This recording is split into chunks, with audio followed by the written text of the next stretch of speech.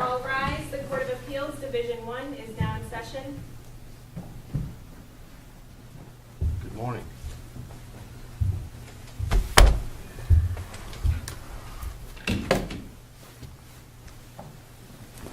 Be seated.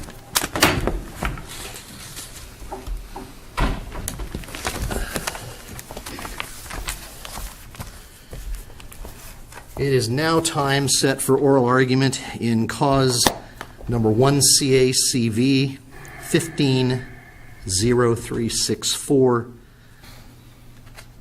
and I'm going to pronounce it Elena Noguero?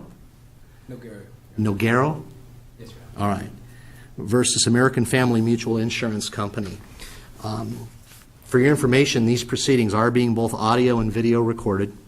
So barring any unforeseen problems, you can critique yourselves on YouTube in a couple of weeks. Counsel, each side, as I'm sure you are aware, will be entitled to 20 minutes, and we would ask that you respect that time period and fashion your argument accordingly. The timer located on the podium will let you know how much time you have left, and for the appellant, if you wish to reserve any portion of your 20 minutes for rebuttal, please let us know so we can avoid taking up all your time and denying you that. However, ultimately, your reserving of rebuttal time will be up to you. We have reviewed the briefs. We've conferenced the case this morning. So we are well aware of the facts and issues attendant to this argument. You might want to keep that in mind in addressing the court this morning. Counsel, when you come to the podium, I would ask that you state your name and who you represent so that we have a clear record in that regard. And with that, counsel, you may begin. Thank you, Ron.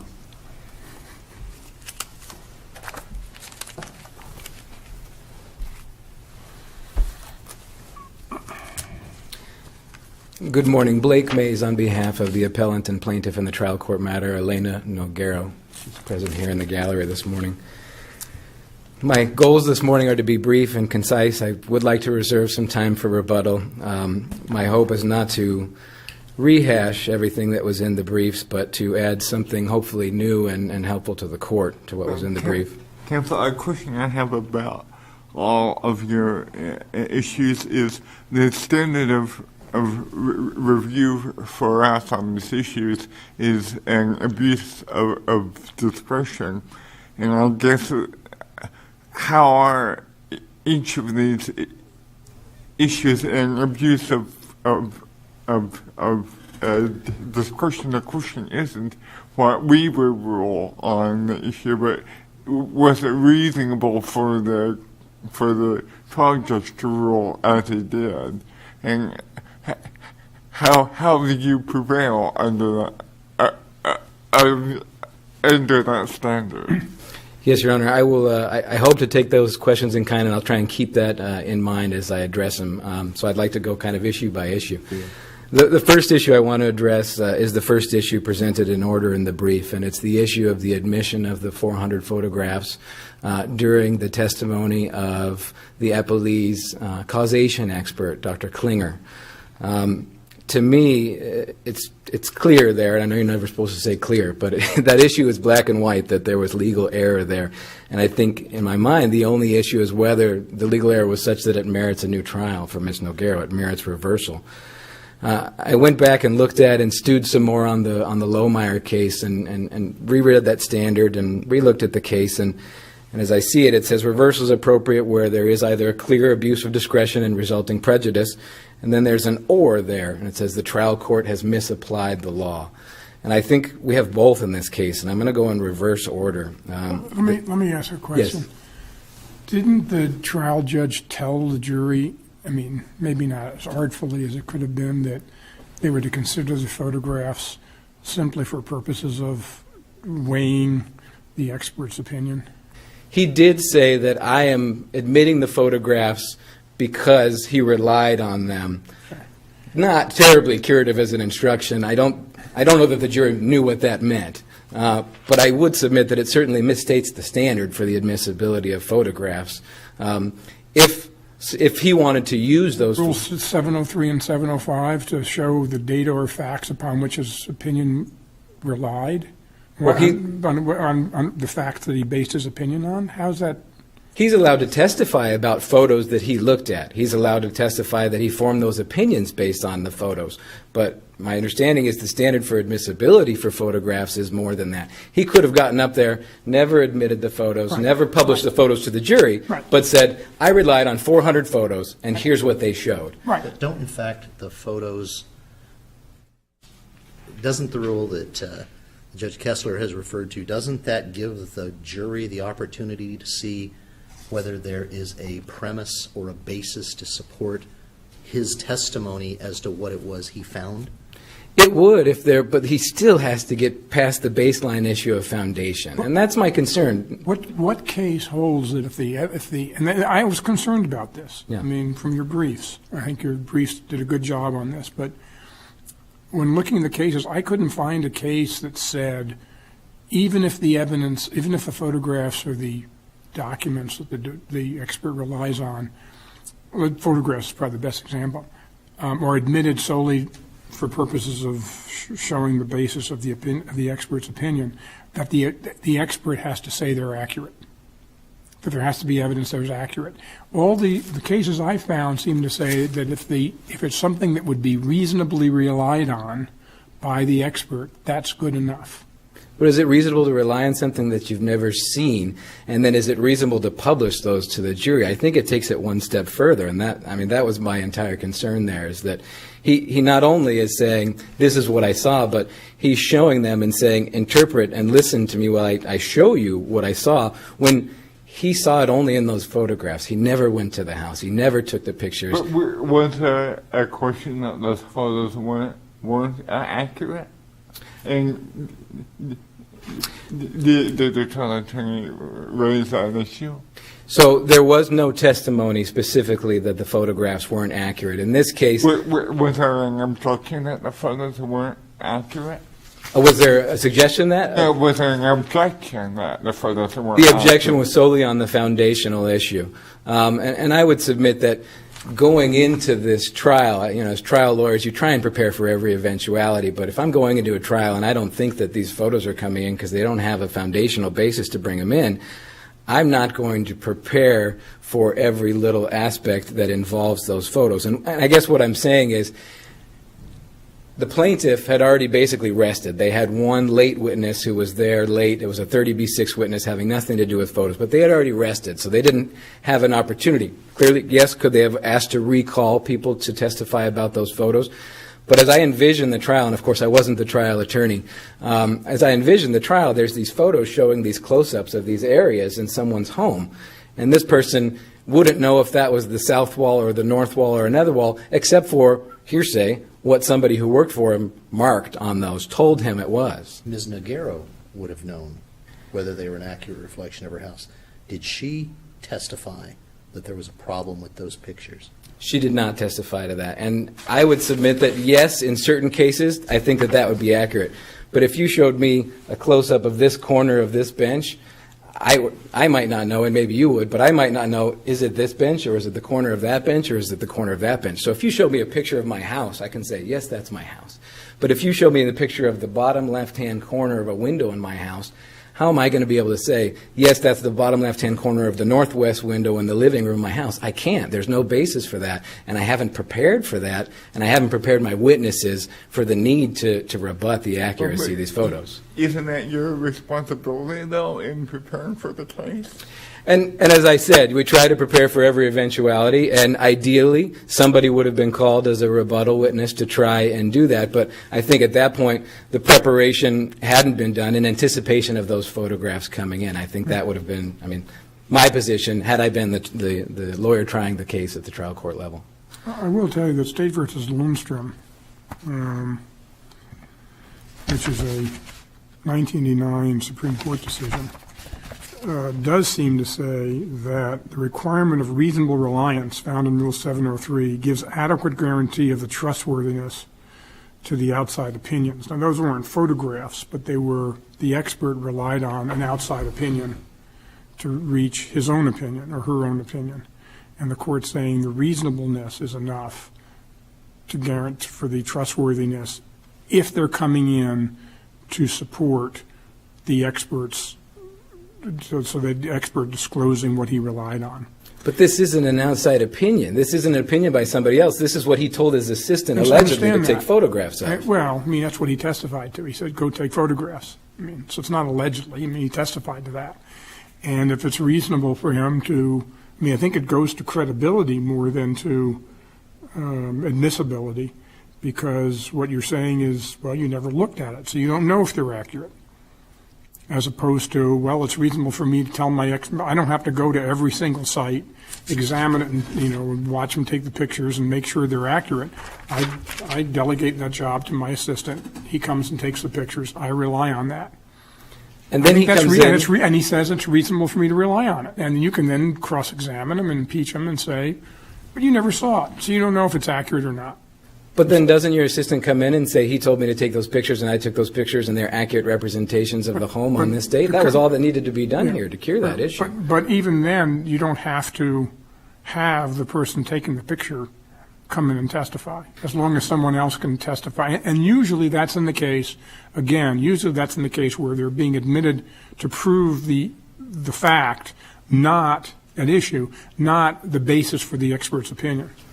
But why then would they set forth a standard in Lohmeyer and omit the rest of that analysis? They set forth a standard in Lohmeyer that says, at least implies, you either got to be there, you have to have taken the pictures, you have to have seen it, or you have to have some other indicia that you know that is what it says it is. They don't even get into this other analysis. I mean, this is, as far as I'm concerned, the standard for And photographs. Lohmeyer dealt with pictures that were being used for what purpose? For the purpose of looking at the damage to someone's vehicle pre and post repairs in a collision case. Right. And the issue there was a little different. But not as an expert, right? Not as an expert. No, I believe it was a mechanic shop. I don't disagree with you as far as when it's not as an expert. It's the problem here is you have an expert coming in saying, this is what I base my opinion on. But when an expert comes in and says, this is what I base my opinion on, if he has another expert's opinion, that doesn't make that expert's opinion automatically admissible. No, but it allows the jury to look at it just if the court, again, we're looking at an abuse of discretion standard. Sure. Can it come in so the jury can look at it to say it was reasonable for him, because he says it's reasonable for me to rely on this. And but it doesn't come in to prove the facts in the opinion or the facts shown by the photograph. It just is, and that's why I started this conversation by saying the judge said, I'm admitting this for this limited purpose. And he said, I'm admitting this because, I'm sorry, I don't mean to interrupt. Yeah, fair enough. But if you had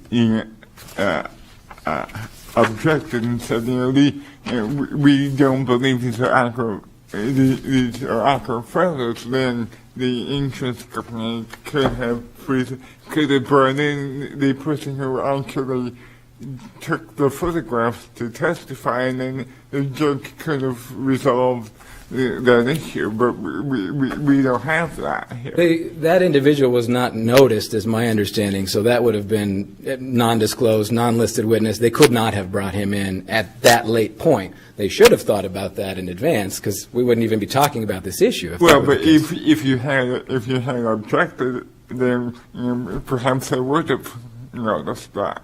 It's possible. I was dealt the hand I was dealt in this particular case. When I speak about you, I'm asking about you personally. I understand. Thank you. I don't know if you want me to address the prejudice prong as it relates to the photographs, or you want me to move on to a couple of the other Why points. don't you hit prejudice and then move on to the balance of your argument? Okay. Just very quickly, I see prejudice as preparation, cross-examination, and an unfair advantage. And I hit on these a little bit already. When I talked about preparation, if I don't think photos are coming in a case, ideally, should I prepare for every eventuality? Everything I can, yes. But if I don't think that they're coming in, then maybe I don't go over with my own expert as well as my lay witness, my client. Hey, we need to be prepared on each of these photographs to say, no, that doesn't represent that. No, that doesn't represent that. That doesn't fairly represent that. So I think it's a bit of a surprise. It's a bit of an ambush. Not saying it was intentional. Cross-examination, same thing. I mean, he can be cross-examined on, well, you never were there, so you don't know what was right above that. But that coin has two sides in my mind. You can't say, well, what about the area right above that? Didn't that show water staining as well? Well, he can just say, well, I don't know. I didn't see it. I only relied on the photos. I think that cuts both ways. And then just quickly, when I say just in general sort of an unfair advantage, I think what you do anytime you bring photos in is you really you hammer the point home. And studies show that 65% of people are visual learners, and people retain and are impacted a lot more by something where they see it and they hear it as opposed to just hearing it. And I think when you don't know that that's going to come in, again, it comes to preparedness. Were you able to prepare for that issue? Unless there's any questions, I want to move on to a couple of other issues. The next issue is the issue of Dr. Krotenberg and what I consider to be duplicative expert opinion testimony. Boy, the judge, this is the industrial hygienist? This is the industrial hygienist, correct. Boy, I read that transcript. I got to tell you, the judge was pretty strict about that he's not going to get causation in. And after that, and they tried, I will grant you, they tried to get that in. But the judge was pretty clear, I thought, and about the only point was at page 216. 216 of the November 4th transcript, where he says it's consistent with leaks, water coming through the window. And I didn't see an objection to that. But every other time, he was just saying, yep, this is what this photo shows. This is what that photo shows. And I thought the judge was pretty tough on making sure that he didn't say, and this was the cause of the leak. Because as I understand it, what the issue is, and make sure I understand this, I'm on the same page as you are, that the water is clearly coming through the window.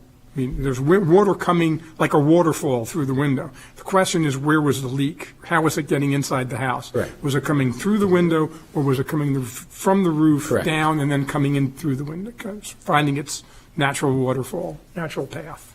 But they vet Krotenberg like an expert witness. They don't vet him like a lay witness. There's no question they did, but then the judge said, you're not getting in his expert opinion. And there's two spots where I think that they did, and one was right after the judge said, look, I am not letting in his expert opinion. The very next question, it was that question, the evidence of the staining was consistent with leaks from the corners of the windows. Did you object to the answer?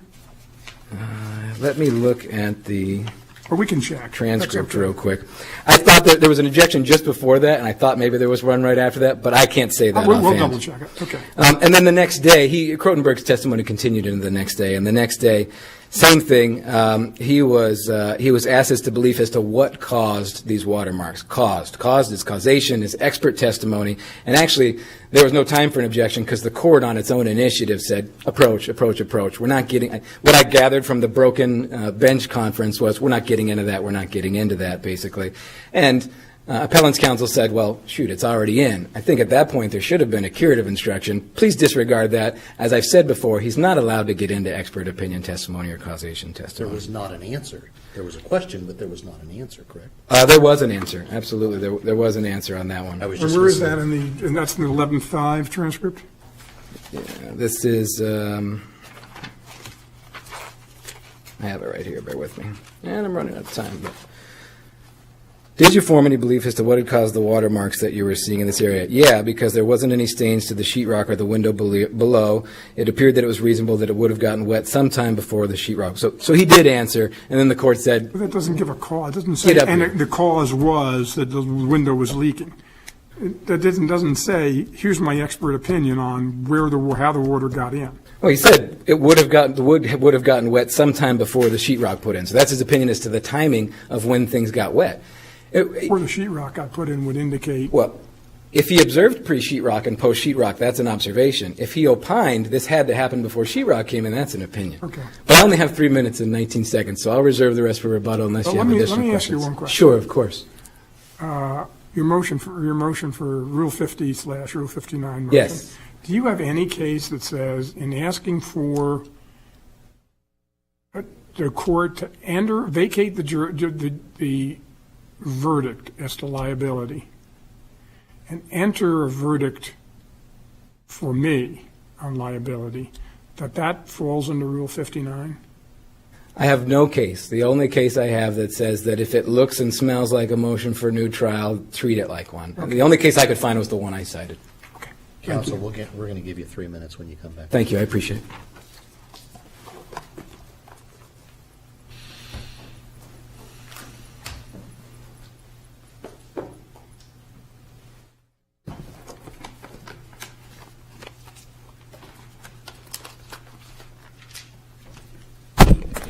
Good morning. My name is Lynn Allen, and I represent the Applee American Family Mutual Insurance Company, which was the defendant below.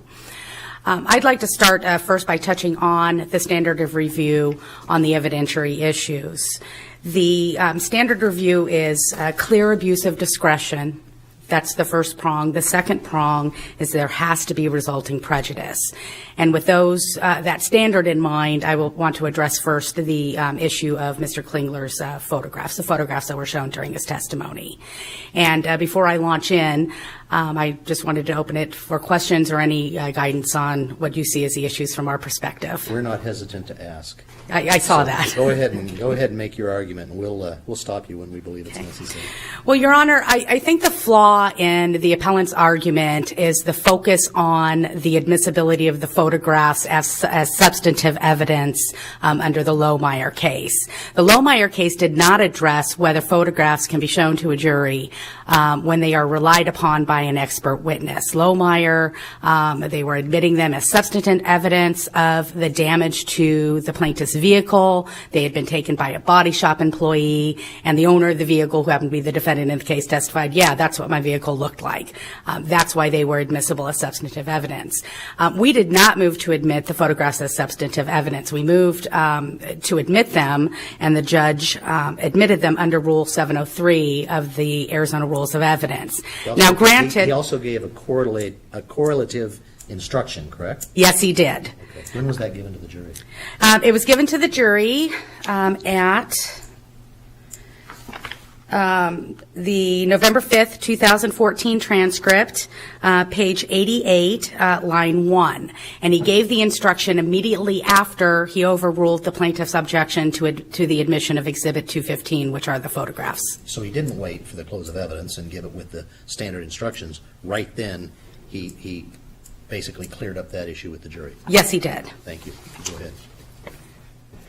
And that's important because I believe Judge Kessler cited to a case, the State versus Lundstrom case. And in that case had to do with an expert relying on an opinion of a non-testifying expert. And the court allowed the expert witness to testify that he relied in part upon that opinion, and then the opinion was given to the jury. It was read to the jury. And the court allowed it under Rule 703, because 703, as you know, allows the trial court considerable discretion in admitting inadmissible evidence that forms the basis for the expert's opinion, so that the jury can evaluate the credibility of that opinion. And that is clear under Rule 703 in the cases that construe it. But what's important about the State versus Lundstrom case is that the court noted that under Rule of Evidence 105, the court must give a limiting instruction if requested. And I would note in this case, Judge Telemonte gave that instruction even though it had not been requested. So Judge Telemonte knew what he was doing. He knew why those photographs were being admitted and gave the curative instruction without being asked to do so. Did he go through a Rule 403 analysis on that? No, he did not, and that's the other. Isn't it? No, it's not, because it's up to the appellant's counsel to make that argument. You'll see from the record, and again, it's around that page 88 that I cited earlier, appellant's counsel only objected on the grounds of foundation, and on that basis only raised the issue that Mr. Klingler had not been to the home and didn't take the photographs. But at no point during argument on that issue did appellant's counsel ever say that admission of these photographs would be prejudicial. And it is trial counsel's obligation. If you're opposing the admission of evidence, it's your obligation to make your argument. And if you can't make it at that time, you make it at the next reasonable time during the trial date. And at no point at all in the case did appellant's counsel ever raise any issue of prejudice. And so there was I guess there was nothing for Judge Telemonte to weigh. I guess the problem, though, is the judge basically didn't address whether they would be otherwise inadmissible. That is right. He just said, "Here's the reason you can consider them. You can consider them for to weigh the expert's opinion. But Rule 703 says if the facts would otherwise be inadmissible, the proponent of the opinion may disclose them to the jury only if the probative value substantially outweighs their prejudicial effect. So you're saying that the judge holds implicitly, is there argument that the judge held implicitly they would be inadmissible for other reasons and didn't have to reach the 403 balancing because the counsel didn't ask him? Yes, that's my position. Okay. And I would say that even if there were, counsel could have requested a sidebar in order to discuss the prejudice, it's never raised. He simply says, Mr. Klingler didn't take these photographs, Mr. Klingler never went to the house, therefore they're inadmissible. And it really is the obligation of trial counsel to raise objections. And that's important because, and I'm going to cite a case that's not in my brief, Rubin M. versus Arizona Department of Economic Security, 230 Arizona 236, 282 P. 3rd, 437, and that's a Court of Appeals case from 2012. That court held that an objection on one ground does not preserve the issue on another ground. The court went on to talk about, absent extraordinary circumstances, the failure to raise an objection in the trial court cannot be raised on appeal. And then the third important point to be learned from that case is that the appellant must prove fundamental error going to her very rights in order to have this court reverse on an objection that was not made at the trial court level. Why should we consider that case if you didn't put it in your brief?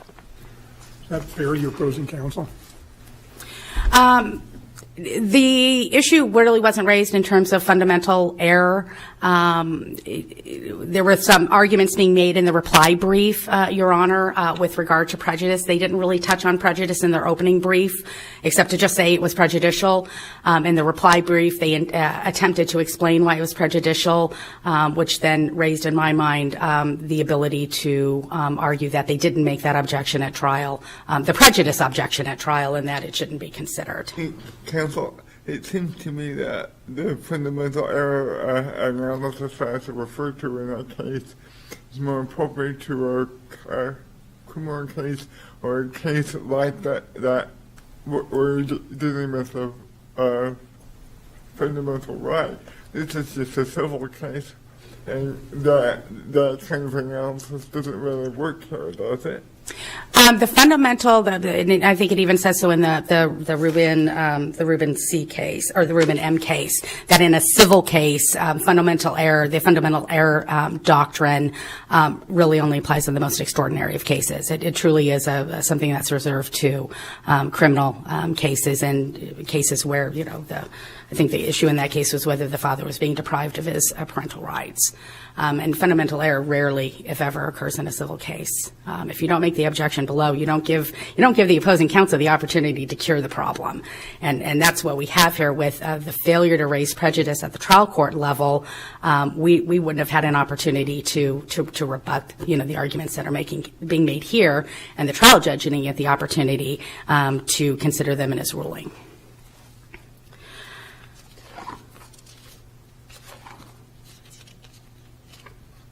And I would point out. So you're arguing that a trial counsel has a duty not only to argue that something's inadmissible, but try to convince the judge that if he admits it or she admits it, it's creating prejudice. In the Rule 703 analysis, we had an expert witness on the stand. We're trying to get these photographs in a position where they can be shown to a jury so the expert could explain his testimony, which is permitted under Rule 703.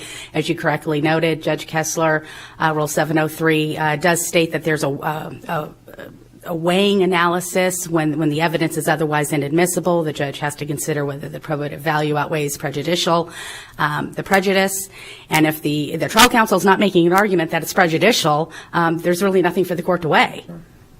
So it is trial counsel's obligation to raise all grounds. And if he can't raise it then. Well, in essence, trial counsel would have to say, Judge, if you're going to admit this, you've got to go through a Rule 403 analysis. Yes. After the judge gave. That would be sufficient. Yes. All right. And the case that we cited actually in our brief, and that's State versus Dixon, 143 Arizona 300.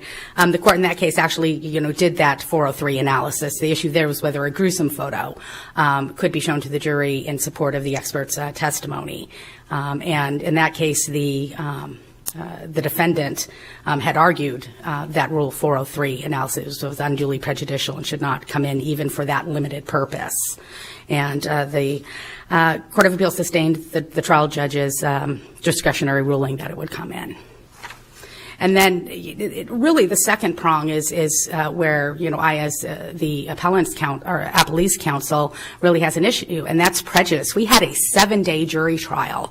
It was a long, grueling trial. Many witnesses were called.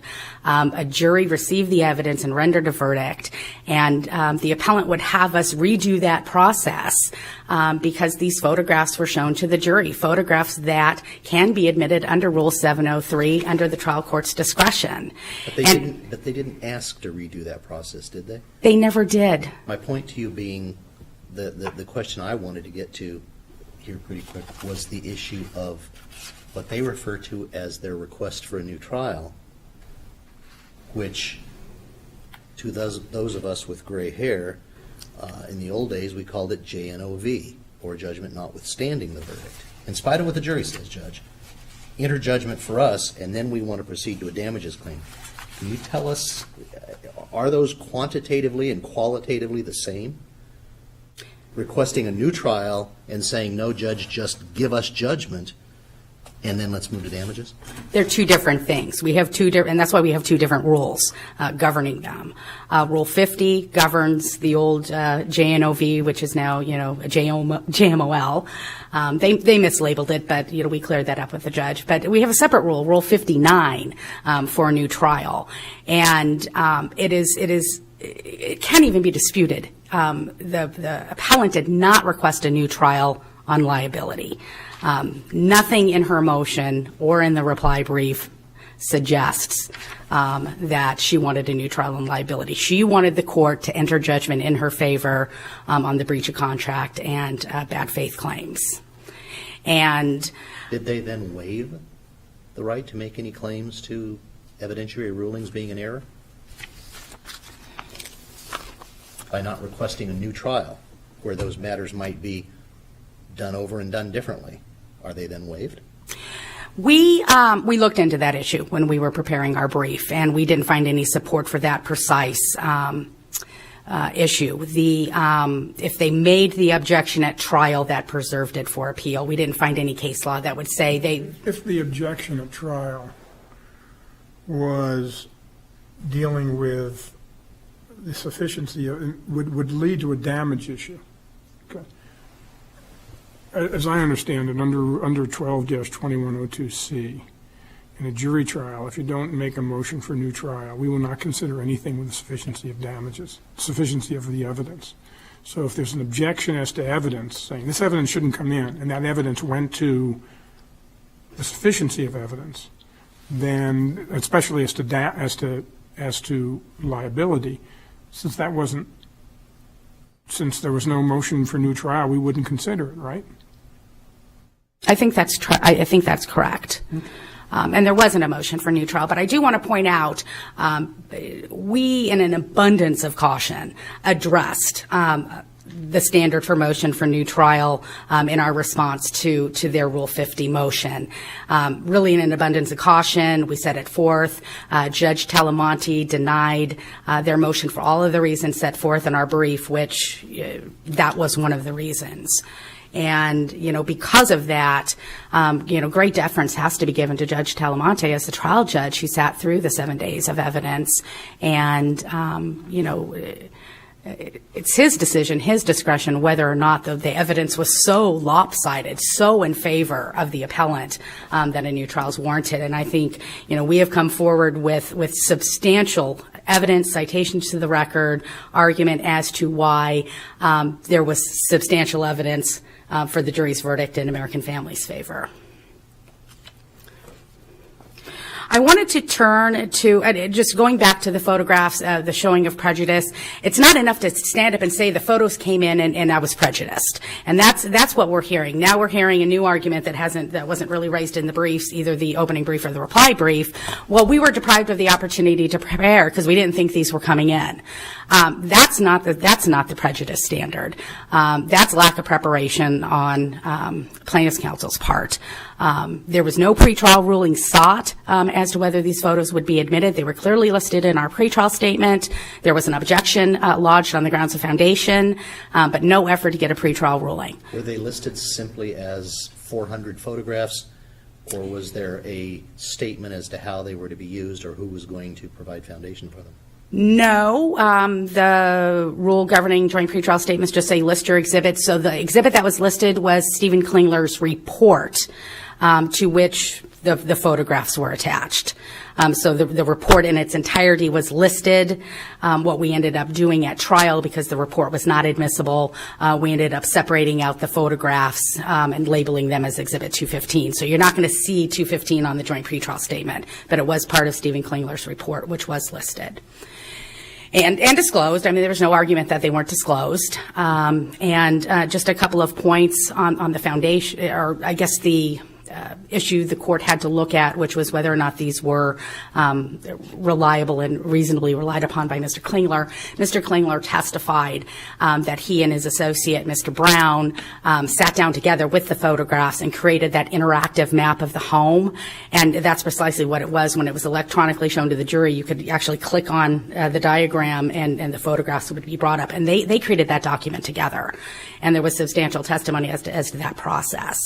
And that goes to one of the reasons Judge Talamonte had for allowing the photographs to be shown to the jury. Was there any effort?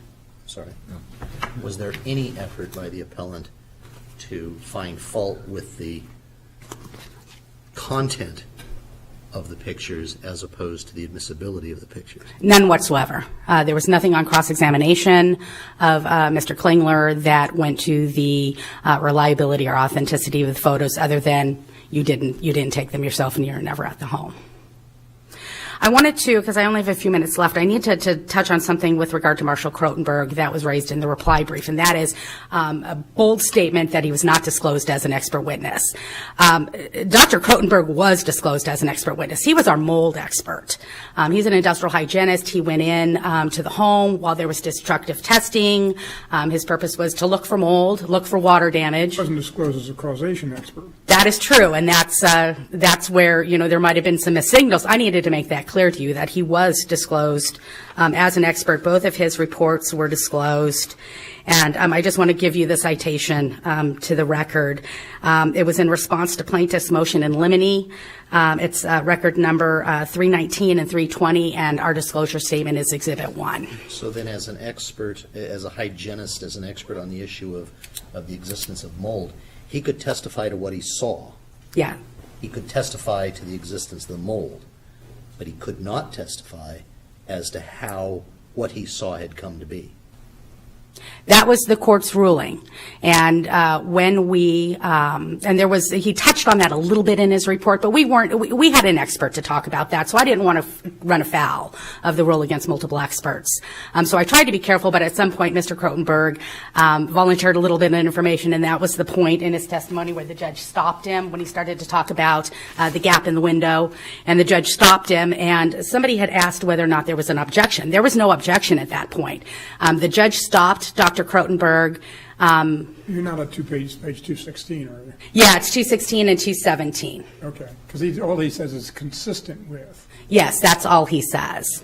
And the judge, and then he started to talk about the gap, and the judge stopped him and said, in front of the jury, I'm just letting this testimony into his observations. Just say what you saw. And what's important about that is, again, plaintiff's counsel did not object. He could have moved to strike the testimony, which he should have done if he wants to complain about it here at the Court of Appeals. They never moved to strike the testimony. qualifying Dr. Krotenberg, his expertise. He was an expert witness. I had to qualify him. There's really no issue I see with that. And his testimony was properly admitted. The one statement he said about the water being consistent, or the watermarks, again, the watermarks goes to kind of that blend between the mold growing out of long-term water damage. So that's what he was addressing at that point in time. And there was something, and I guess I'm done. Thank you. Counsel. Obviously, we ask that you affirm the judgment of the trial court.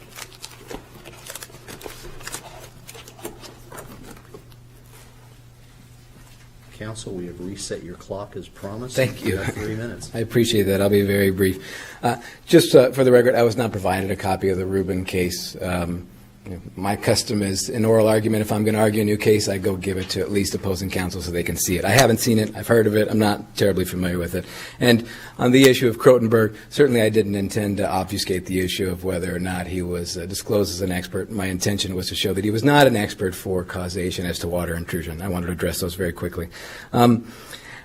As I go back and I read it again, I read Judge Talamonte, what he said about the photographs. I don't see it as a limiting instruction. I see it as an explanation of why he's doing this. He didn't say, jury, you can only consider this for the purpose of evaluating the strength and the veracity of his credibility as an expert witness. He just said, hey, I just want to explain why I did that real quick. So yes, he did mention it, but I don't see it as a curative instruction. Did you ask for a curative instruction? No, we did not, Your Honor. Well, there's no question but what he was doing was directly associated with the photographs that he had just then admitted, correct? Absolutely. So he didn't wait till the end and make it kind of a disassociated instruction that no one really knew what it applied to. They knew what it applied to. I agree. I'm saying from the jury's standpoint, as some not educated in the law. But was it your obligation, if you thought that was insufficient, to ask the judge to either give a stronger instruction or propose an instruction at the close of the case? Yes, it probably was. Yeah. Okay. Briefly to the Dixon case, it did not involve a situation where there was an issue of foundation. This was just, is this too gruesome for the jury to see or not see? It has no bearing on this case whatsoever, I would submit. Motion for new trial, very quickly. Judge Talamonte stated over and over again what he thought of this case. He told the lawyers many, many different times that he thought, can you really say that this isn't coming through the roof? And so that, combined with the mislabeling, leads me to believe that he may have dismissed that motion out of hand as a motion for JNOV where one was not made initially, basically. And so I would suggest that at the very least, it'd be interesting to know what he was thinking when he did that. And then just very quickly, she just spoke about how the expert opinion for Klingler was separated from the photos. So they were disclosed as expert opinion, this conglomeration of things, and then they were sort of parsed out. So I don't see that as the photos being disclosed and argued for admissibility. I see that as he's going to rely on his expert opinion, and he's going to tell you what it is, but then that doesn't come in, but the photos come in. Did you make I'm sorry, I don't remember in your brief if you had argued that the photos had never been disclosed. I did not make that argument. I'm just saying if the opinion wasn't admissible, how are the photos admissible? And that analysis was never done because they weren't otherwise admissible under any standard, I would submit. Thank you. Thank you. Counsel, we've spent a good part of this day on this case between the conferencing and your argument, and we appreciate the argument. It has been instructive. We are going to take the matter under advisement at this time. Our ruling will come in order. Thank you for the time you spent. Thank you for your willingness to put up with our questions and interfere with the plans you had for how this was going to go today. But as you are well aware, there are things that we are particularly curious about and particularly concerned about that you were willing to take the time and spend with us and work through with us. So thank you very much for that. We'll stand adjourned.